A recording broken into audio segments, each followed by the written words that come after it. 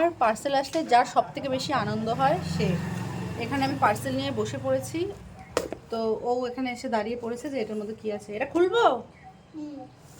তো এই পার্সেলটা আমি পারচেস করতাম না, এই যে এম ক্যাফে লোককে টাকা দিয়ে স্পন্সর করায়, আর আমার সামনে শুধু অ্যাড দেখায় কেন কেন কেন কেন করে।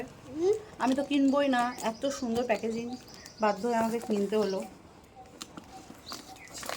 আমি কিনবই না মানে বারবার যাচ্ছি, অ্যাড টু কার্ট করছি, আর আবার প্রাইস দেখছি, চারদিগানি অফার দেখছি, দেখে আমি আবার ফোনটা রেখে দিচ্ছি। মানে আমি অর্ডার করবো না, আমার টাকা খরচা করতে ভালো লাগে না, কিন্তু মানে এত লোভ দেখিয়েছে আমি থাকতে পারিনি।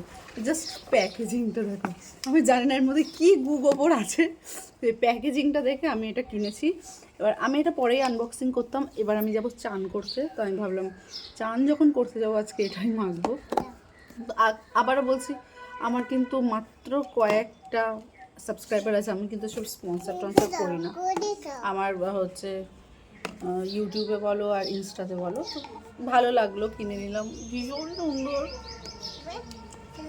ভাবলাম এখন থেকে যা যা পারচেস করবো তোমাদের সাথে শেয়ার করব, তাই এটাও শেয়ার করলাম।